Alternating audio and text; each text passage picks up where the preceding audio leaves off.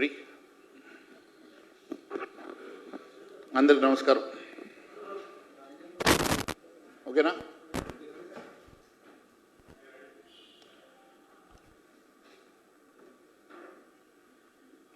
తెలంగాణలో జరుగుతున్నటువంటి అనేక పరిణామాలు ప్రజలు నిశ్చితంగా గమనిస్తున్నారు.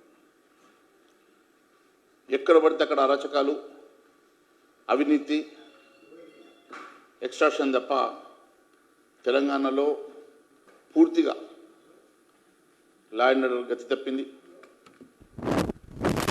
ఎక్కడికక్కడ ఏ డిపార్ట్మెంట్ ఆ డిపార్ట్మెంట్ అవినీతిలో కూరుకుపోయి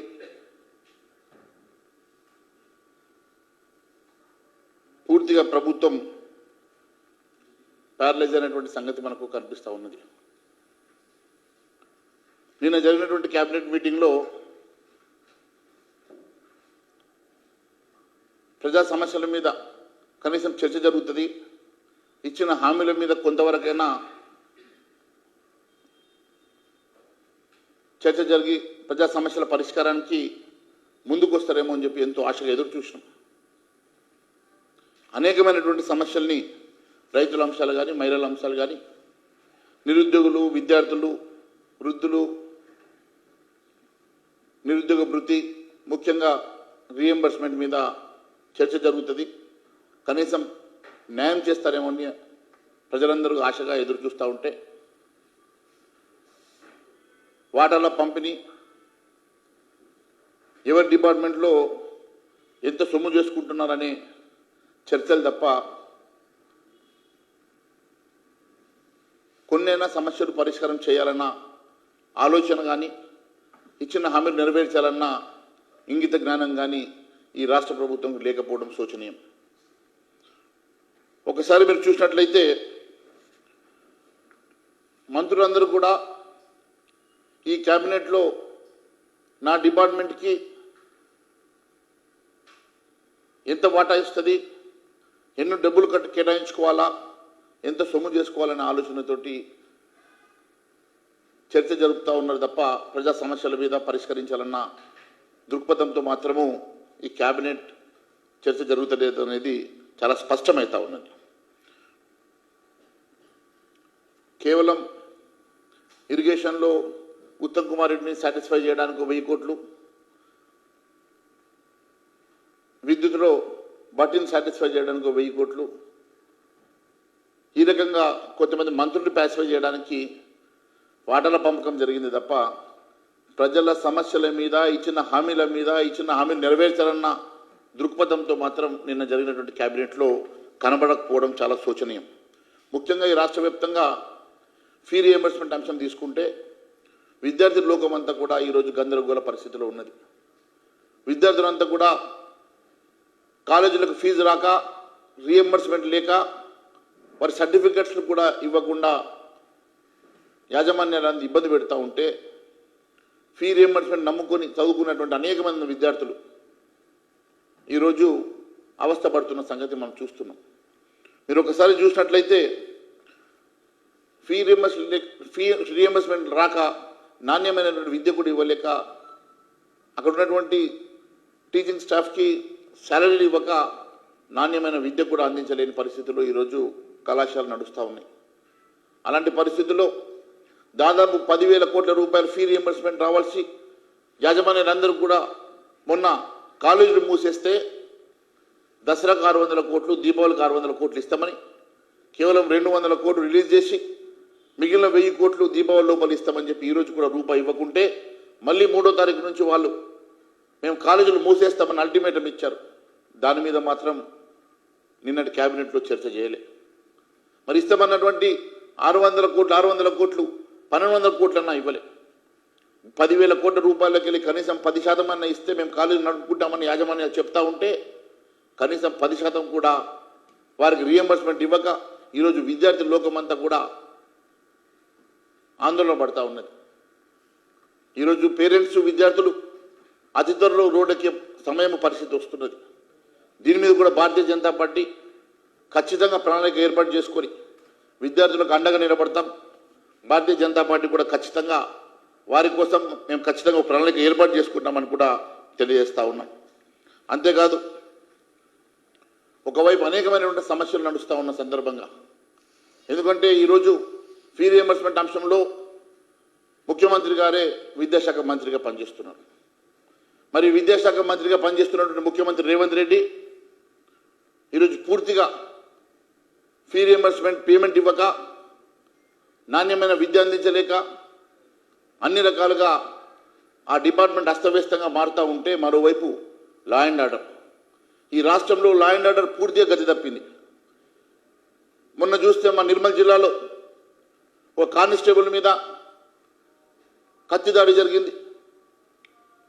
మొన్న నిజామాబాద్లో ఒక కానిస్టేబుల్ని కత్తితో పొడిచి నడి రోడ్డు మీద చంపేశారు. నిన్న జరిగినటువంటి హైదరాబాద్లో మరి ఒక గోరక్షకుడిని బుల్లెట్తో కాల్చి హత్య ప్రయత్నం జరిగింది. ఈ రకంగా అటు విద్యాశాఖ పూర్తిగా అస్తవ్యస్తమవుతూ ఉంటే, ఈరోజు లా అండ్ ఆర్డర్, హోంశాఖ కూడా పూర్తిగా అస్తవ్యస్తమవుతూ ఉన్నది. పూర్తిగా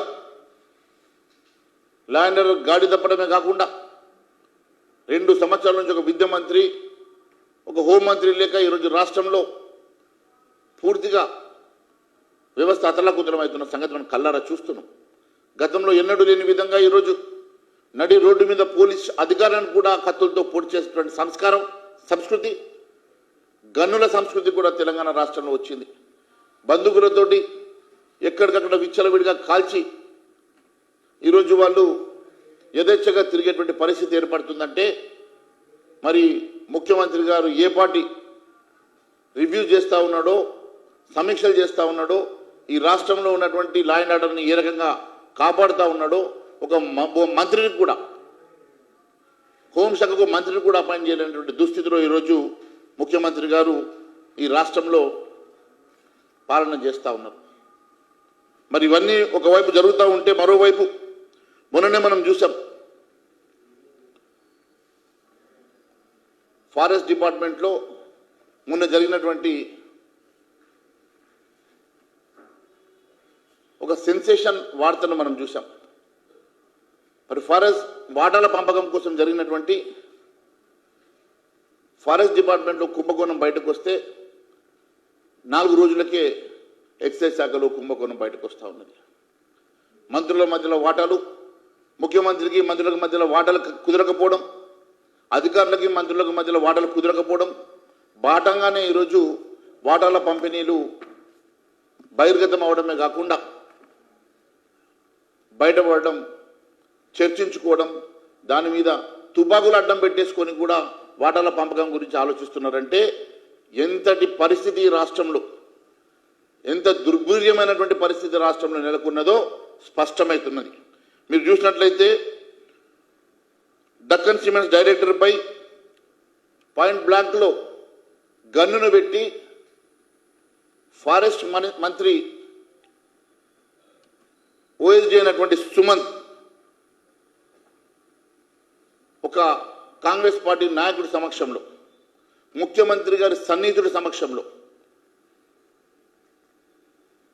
పాయింట్ బ్లాంక్లో గన్ను పెట్టి బెదిరించాడంటే ఏ రకమైనటువంటి సంస్కృతి రాష్ట్రంలో నెలకొన్నదో ఒకసారి ఆలోచన చేయాల. మరి సుమంత్ని ఒక అవుట్సోర్సింగ్ అధికారి, ఒక అవుట్సోర్సింగ్ ఎంప్లాయీని సుమంత్ని ఈరోజు మేము సస్పెండ్ చేసినాము, రిమూవల్ చేసినాము అంటున్నారు కదా. మరి ఈరోజు ఎందుకు అరెస్ట్ చేయలేదు ముఖ్యమంత్రి గారు అని అడుగుతున్నా. ఎవరు అడ్డుకుంటున్నారు?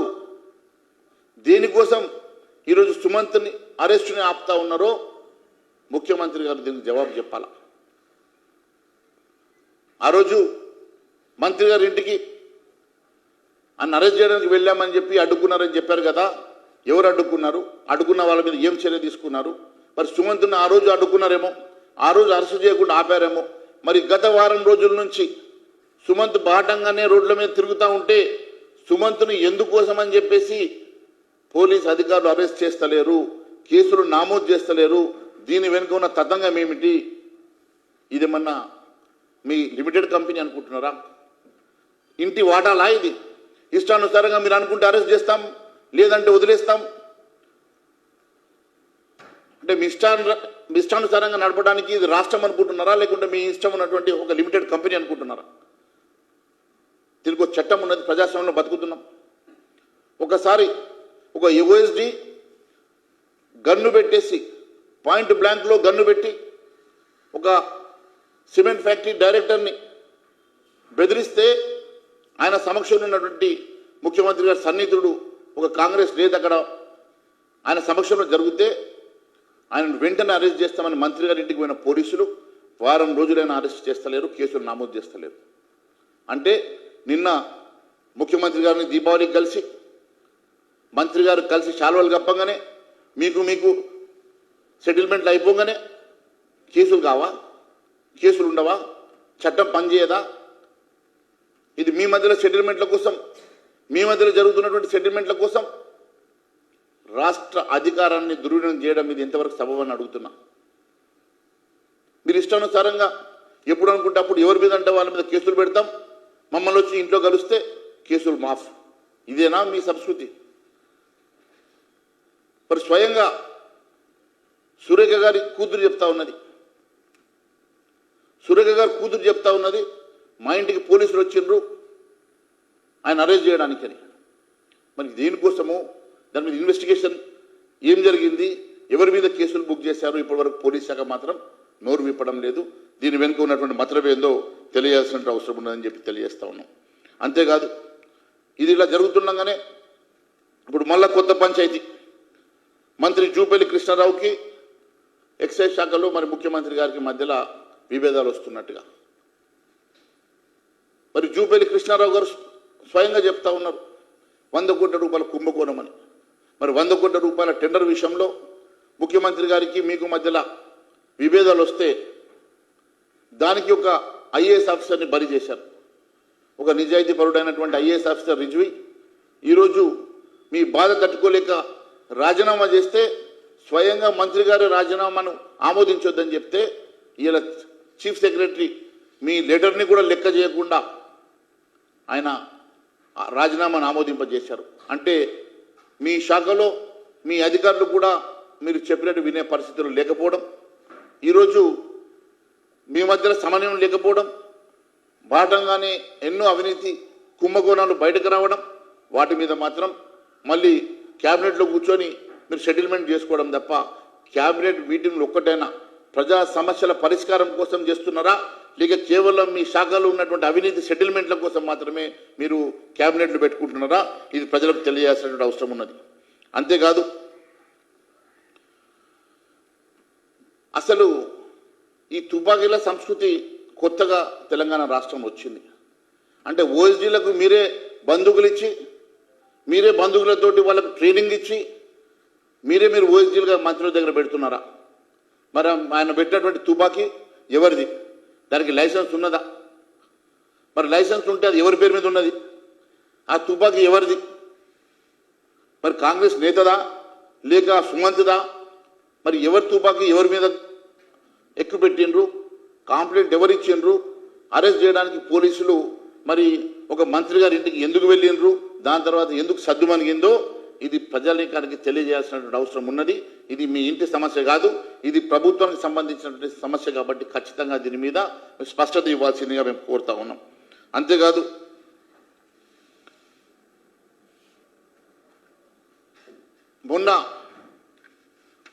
మొన్నటి క్యాబినెట్కి ముందు 16వ తారీఖు రోజు కొండా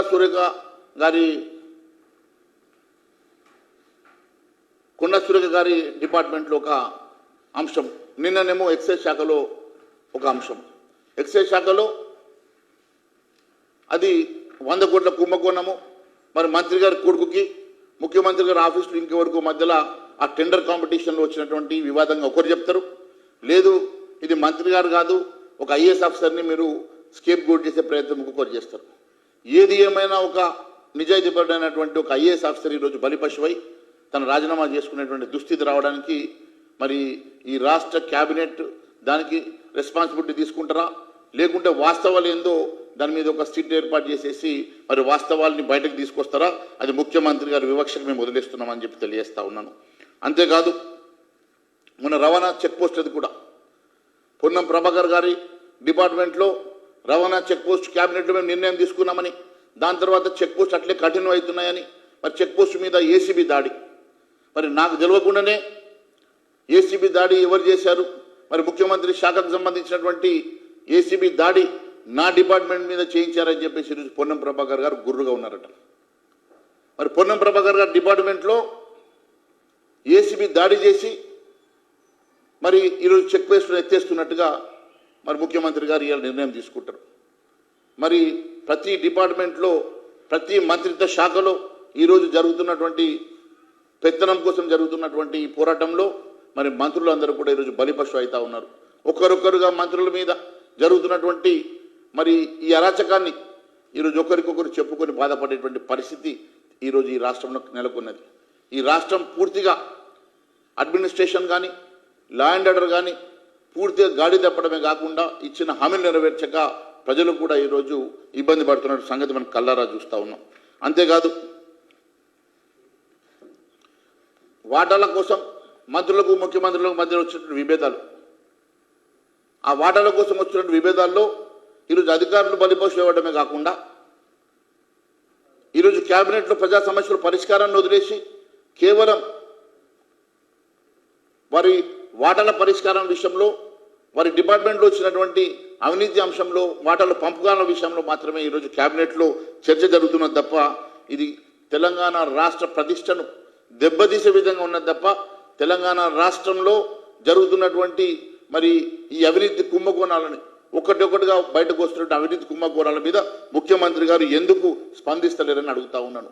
మరి ఇవన్నీ వాస్తవం కాదైతే ముఖ్యమంత్రి గారి మీదనే స్వయంగా అనేకమైనటువంటి ఆరోపణలు వస్తే ఇప్పటి వరకు ఎందుకోసం అని చెప్పి మంత్రులు దాన్ని ఖండించడం లేదు. మరి కొండా సురేఖ గారి కూతురు స్వయంగా వారు స్టేట్మెంట్ ఇస్తారు. ఎండోమెంట్ డిపార్ట్మెంట్కి సంబంధించినటువంటి భూమి పక్కన ఉన్నటువంటి ప్రైవేట్ భూమి వాళ్ళకు తోవ కావాలని భూమి ఎక్స్చేంజ్ చేసుకుంటే దాని మీద కొండా సురేఖ గారు సంతకం పెడితే దాన్ని ముఖ్యమంత్రి గారు విదేశాల్లో ఉండి ఆ ఫైల్ని తెప్పించుకొని ఆపేశారని. అంటే ఎంత విడ్డూరంగా ఉండేదని అంటే ఈరోజు మంత్రి గారు ఒక నిర్ణయం తీసుకున్నారట, సంతకం చేసిండ్రట, ఆ ఫైల్ని ఆపిండట. మంత్రి గారు కూతురు మాట్లాడుతూ ఉన్నది. దాని మీద స్వయంగా ముఖ్యమంత్రి గారి తమ్ముళ్ళు కన్నేసిందని చెప్పి ఆమె చెప్తున్నది. దాని మీద ఇప్పటి వరకు ఎవరు ఖండించరు. ఖర్గే గారి దగ్గరికి పోయేసి ఒక మంత్రి గారితో పాటు 4 ఎమ్మెల్యేలు వెళ్ళి వాళ్ళ బాధలు చెప్పుకుంటే ఖర్గే గారు మేము తప్పు చేశాం, వాస్తవంగా రేవంత్ రెడ్డిని ముఖ్యమంత్రి చేసి తప్పు చేసినామని చెప్పి ఖర్గే అన్నట్టుగా వార్తలు వచ్చినాయి. అది అనేక పేపర్లలో వార్తలు వస్తే ఇప్పటి వరకు అంశం మీద ఆ ఎమ్మెల్యేల పేర్లు వచ్చిన వాళ్ళు కానీ మంత్రి గారి పేరు వచ్చిన మంత్రి గారు కానీ ఇప్పటి వరకు ఖండించలేదంటే ఇది వాస్తవం అన్నట్టే కదా అని. ముఖ్యమంత్రి గారి మీద ఆరోపణలు వస్తే ఒక్క మంత్రి కూడా ఆయనకు రెస్క్యూ రాకుండా, ఒక్క మంత్రి కూడా ఆయనకు ఆరోపణలను ఖండించకుండా జరిగినటువంటి అనేకమైనటువంటి అంశాలను వారందరూ కూడా ధృవీకరిస్తూ ఉంటే ఖండించే పరిస్థితి కూడా ఈ రాష్ట్రంలో లేదంటే ఏ పరిస్థితిలో ఈరోజు రాష్ట్రం నెలకొని ఉన్నదో మీరు ఒక్కసారి ఆలోచన చేయండి. ఆ రోజు మరి మంత్రి దామోదర్ రాజనరసింహ గారు, అనిరుద్ రెడ్డి గారు, రాజశేఖర రెడ్డి గారు, ఎన్ఎం శ్రీనివాస్ రెడ్డి గారు లాంటి వాళ్ళందరూ కూడా వెళ్ళి ఖర్గేతో మాట్లాడితే వచ్చినటువంటి వాళ్ళ మధ్యలో ఉన్నటువంటి డిస్కషన్స్ని ఆ రోజు ఒక పేపర్లో కూడా బయటకు వచ్చింది. మరి సౌత్ పోస్ట్ కథనం అది. దాన్ని ఇప్పటి వరకు దాన్ని బేస్ చేసుకుని అనేక వార్తలు వస్తే కూడా ఇప్పటి వరకు దాని మీద ఎవరు ఖండించకపోవడం, మరి ఇదంతా కూడా చాలా స్పష్టమైతే ఉన్నది ఏ రకమైనటువంటి పరిస్థితి ఉన్నదో. ఇవన్నీ కూడా వాస్తవాలు. కేవలం వాటాల పంచాయతీలు, ఆర్థిక కుంభకోణాలు, అవినీతి, అక్రమాలు తప్ప ఈ రాష్ట్రంలో ఇంకొకటి కానబడతలేదు. ఈ రాష్ట్రం అంతా కూడా అవినీతి మయమైపోయింది, వాటాలు పంపకాల మయమైపోయింది, కరప్షన్.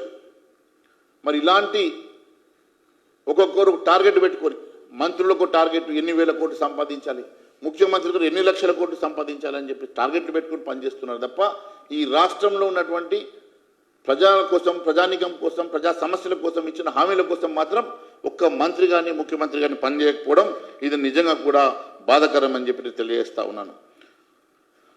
నేను సింపుల్గా మరి ఇవన్నీ ప్రతిపక్షాలు ఆరోపణ చేస్తున్నారని చెప్పేటువంటి నేను కాంగ్రెస్ పార్టీ నాయకులకు నేను సూటిగా 4 ప్రశ్నలు అడుగుతా. ఈరోజు సుమంత్ని మీరు సస్పెండ్ చేశారు కదా, మరి సుమంత్ని ఏ కారణంతో సస్పెండ్ చేశారు?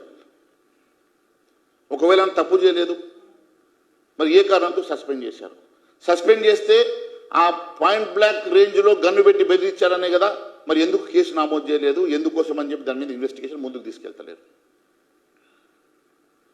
ఇంతకు సుమన్ వాడిన గన్ను ఆయన స్వంతదా, లైసెన్స్ ఉన్నదా, లేకుంటే కాంగ్రెస్ నాయకుడు ఇచ్చిందా? ఆ గన్ను వివరాలు ఏందో ఇప్పటి వరకు పోలీసు అధికారులు ఎందుకు వాస్తవాలు బయట పెడతలేరు? సుమంత్ అరెస్ట్ చేయడానికి కొండా సురేఖ గారి నివాసానికి వెళ్తే అక్కడ అడ్డుకున్నది ఎవరు? వారి మీద ఎందుకు చర్యలు తీసుకోలేదు? ఎందుకు కేసులు పెట్టలేదు?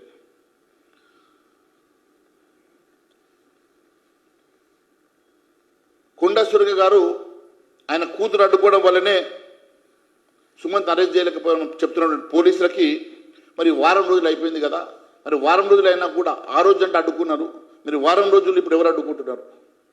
ఈ వారం రోజులైనా ఎందుకు అరెస్ట్ చేస్తలేరు? ఎందుకు ఆయన మీద కేసులు నమోదు చేస్తలేరు? దీని వెనుక మీనాక్షి నటరాజన్ గారు ఒత్తిడి ఏమైనా మీ మీద ఉన్నదా? హుజూర్ నగర్లో డక్కన్ సిమెంట్ ఫ్యాక్టరీ డైరెక్టర్ని పాయింట్ బ్లాక్ రేంజ్లో గన్తో బెదిరించారని చెప్తున్నటువంటి వార్తల్లో ఉత్తమ్ కుమార్ రెడ్డి గారు పోలీస్ అధికారులకు మరియు ముఖ్యమంత్రి గారికి ఫిర్యాదు చేసినట్టు వార్తలు వచ్చినాయి. మరి దాని మీద ఎందుకు ఉత్తమ్ కుమార్ రెడ్డి గారి మీద వార్తలు వచ్చినా కూడా ఎందుకు నోరు మెదుపుతలేడు? అంటే ఇది వాస్తవం అని చెప్పేసి వారు ఒప్పుకుంటున్నారా? ఉత్తమ్ కుమార్ రెడ్డి ఎందుకని నోరు మెదుపుతలేడు, ఎందుకు దాన్ని ఖండిస్తలేరో తెలియజేయాల. మరి డక్కన్ సిమెంట్ కంపెనీలో రావాల్సిన వాటాల విషయంలోనే మీకు తేడాలు వస్తే నీకు కొండా సురేఖకు ముఖ్యమంత్రి గారికి మధ్యలో వచ్చిన విభేదాలు ఇది వాస్తవమా? మరి కొండా సురేఖ గారి కూతురు సుస్మిత గారు ముఖ్యమంత్రి గారి సోదరుల మీద చేసినటువంటి ఆరోపణలను ఎందుకు ఖండిస్తలేరు? మరి వాస్తవం అని చెప్పి మీరు అంగీకరిస్తున్నారా? మరి సుస్మిత గారు చేసినటువంటి ఆరోపణలు వాస్తవం అని చెప్పేసి మీరు అంగీకరిస్తున్నారా? మంచిరేవలలో విల్లాలు కట్టుకున్న వారి భూమి కోసం ఎండోమెంట్ భూమిని దారాదత్తం చేసి ప్రైవేట్ భూమి మేము వదిలేస్తామనంటే సంతకం చేస్తే దాన్ని ముఖ్యమంత్రి గారు ఆపారు, తన తమ్ముళ్ళ కోసం అది ఆపారని చెప్పి మరి స్వయంగా సుస్మిత గారు చెప్పిన మాటని మరి కేవలం ఈరోజు కొండా సురేఖను తీసుకొచ్చి ఒక శాలువా కప్పి మీ మధ్యలో కాంప్రమైజ్ అయిపోతే ఇది ప్రభుత్వానికి సంబంధించిన అంశం, ఇది ప్రజలకు సంబంధించిన అంశం. మీరు ఇంట్లో కూర్చొని సెటిల్మెంట్ చేసేసుకొని సమస్య పరిష్కారమైందని చెప్పి మీరు భావిస్తే నిజంగా సమస్య పరిష్కారం అవుతుందా? మరి ఈ పబ్లిక్ డొమైన్లో ఉన్నటువంటి అంశాల మీద ఎందుకోసం అని చెప్పి ప్రభుత్వం దీని మీద క్లారిఫికేషన్ ఇవ్వడం లేదో తెలియజేయాలని చెప్పి అడుగుతున్నా. మరి మంత్రి జూపల్లి శాఖకు సంబంధించినటువంటి అలీ ముర్తజా రిజ్వీ రాజీనామా ఆమోదించవద్దని మరి స్వయంగా జూపల్లి గారు లెటర్ రాస్తే మరి ఆ లెటర్ని కాదని చెప్పేసి చీఫ్ సెక్రటరీ గారు దాని లెటర్ని ఆమోదిస్తే, ఆ రాజీనామాను ఆమోదిస్తే మరి మంత్రి గారు చేసిన లెటర్కి విలువ లేనప్పుడు దాని మీద ఎందుకోసం అని చెప్పి లెటర్ రాశారు, మరి దేనికోసమని ఆయన రాజీనామా చేశారు, మరి దేనికోసం అని చెప్పి ఆమోదింప జరిగింది, దీని వెనుక ఉన్నటువంటి వాస్తవాలు ఏందో మరి ముఖ్యమంత్రి గారు దీని మీద ఒక ఓపెన్ డిబేట్ కానీ లేకుంటే వాస్తవాల విషయం లోపల క్లారిఫికేషన్ కానీ ఇవ్వాల్సిందిగా మేము కోరుతా ఉన్నాం. అంతేకాకుండా సయ్యద్ అలీ ముర్తజా రిజ్వీ ఏడాది కాలంలో తన ఆదేశాలను పాటిస్తలేడని చెప్పేసి మంత్రి గారు ఆరోపిస్తున్నారు. 15 నెలలుగా వారు పనిచేస్తూ ఉన్నారు. మరి వారి మీద ఈరోజు అవినీతి ఆరోపణలు చేస్తున్నటువంటి ఎక్సైజ్ మంత్రి జూపల్లి గారు మరి 15 నెలలుగా ఎందుకు నోరు విప్పలేదు?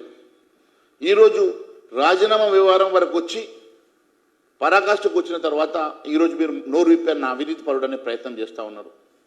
మరి ఆ రోజు 15 నెలల నుంచి మీకు అవినీతి కనబడలేదా? మరి ఈ రోజే మీకు అవినీతి కనబడ్డదా? ఈరోజే ఎందుకు అంశం మీద మరి చర్యలకు ఆదేశిస్తున్నారో మరి దానికి కూడా మరి సమాధానం చెప్పాలని నేను మంత్రి గారిని కోరుతా ఉన్నాను. మరి ఇంత పెద్ద ఎత్తున మంత్రి గారికి ప్రిన్సిపల్ సెక్రటరీకి మధ్య జరుగుతున్నటువంటి ఈ రిఫ్ట్ మరి ముఖ్యమంత్రి గారి దృష్టికి రాలేదా? లేకుంటే ముఖ్యమంత్రి గారు ఏ రోజు కూడా మరి ఎక్సైజ్ డిపార్ట్మెంట్ రివ్యూ చేయలేదా? మరి వారి మధ్యలో ఉన్నటువంటి గ్యాప్ ఎందుకు వచ్చిందో మరి కనిపెట్టలేకపోయినరా? కారణాలు ఏందో మరి రిజ్వీ మరి ఈరోజు ఒక సిన్సియర్ ఆఫీసర్ ఈరోజు బలిపశువు అవుతున్నాడు. మరి దానికి వెనుక ఉన్నటువంటి అనేకమైనటువంటి కారణాలని మరి ముఖ్యమంత్రి గారు ఎందుకు సమీక్షించలేకపోయారు, ఈ రాద్ధాంతాన్ని ఎందుకు ఆపలేకపోయినారో ముఖ్యమంత్రి గారు సమాధానం చెప్పాలా. అంతేకాదు ఇది లీక్ చేసింది ఎక్సైజ్ మంత్రి జూపల్లి గారు అంటున్నారు. మరి వారి పంపించినటువంటి లెటరు, చీఫ్ సెక్రటరీకి పంపించిన లెటరు ఏ రకంగా లీక్ అయింది, లీక్ చేసింది ఎవరు, మరి మంత్రి గారు ఎందుకు లీక్ చేశారు, దానికి ఉన్నటువంటి కారణం ఏంది అంటే ఈరోజు మంత్రి గారు స్వయంగా తనకు ముఖ్యమంత్రికి ఉన్నటువంటి విభేదాలని తేటతెల్లం చేయాలనుకుంటున్నారా, వారి మధ్య ఉన్నటువంటి గ్యాప్ని, రిఫ్ట్ని తేటతెల్లం చేసి మరి ఏం చెప్పాలనుకుంటున్నారో మరి మంత్రి గారు కూడా మరి సమాధానం చెప్పాలని కోరుతా ఉన్నాం. ఎందుకంటే ఆయనకేదో సాఫ్ట్వేర్లో పెద్ద జాబ్ వస్తుందని రాజీనామా చేసిందని చెప్పే ప్రయత్నం చేస్తూ ఉన్నారు. అయ్యా రిజ్వీ అనేవారు వారు IIT graduate, Indian institute of మేనేజ్మెంట్లో ఐఎంలో వాడు పోస్ట్ గ్రాడ్యుయేషన్ చేసినటువంటి వ్యక్తి. ఆ రోజు సాఫ్ట్వేర్ ఉద్యోగం వద్దనుకుని ఐఏఎస్ పాస్ చేసినటువంటి వ్యక్తి. అలాంటి వ్యక్తికి కావాలంటే ఆ రోజే 10 లక్షలు కాదు 20 లక్షల ఉద్యోగం దొరుకుతుంది. కానీ ఈరోజు ఆయన ఐఏఎస్ పాస్ అయ్యి ఇన్నేళ్ళు సర్వీస్ చేసి మళ్ళీ ఈరోజు ఆయన ఒక సాఫ్ట్వేర్ ఉద్యోగం పోవాల్సిన కర్మ అవసరం ఆయనకు పట్టలేదు. ఇది కేవలం మీ వాటాల పంపకంలో మీకు మధ్యలో సంజాయించలేక, మీ మధ్యలో జరుగుతున్నటువంటి ఈ అవినీతి భాగవతాన్ని చూడలేక ఆయన ఈరోజు బలిపశువు అవుతా ఉన్నాడు. మరి ఇవన్నిటికీ కారణము ముఖ్యమంత్రి గారే. ముఖ్యమంత్రి గారు పూర్తిగా ఒక ముఖ్యమంత్రిగా, ఎడ్యుకేషన్ మినిస్టర్గా, హోమ్ మినిస్టర్గా పూర్తిగా వైఫల్యం చెందిన మాట వాస్తవం. ఈరోజు మరి జరుగుతున్నటువంటి పరిణామాలు చూస్తూ ఉంటే ముఖ్యమంత్రి నైతిక బాధ్యత తీసుకొని వెంటనే రాజీనామా చేయాల్సిందిగా మేము డిమాండ్ చేస్తూ ఉన్నాం. మరి ఖచ్చితంగా దీని మీద చర్య తీసుకొని దీని మీద అనేకమైన వస్తున్న ఆరోపణల మీద ఖచ్చితంగా మీరు ఒక ఎంక్వైరీ చేయాల్సిందిగా కోరుతూ ధన్యవాదాలు తెలియజేస్తాను.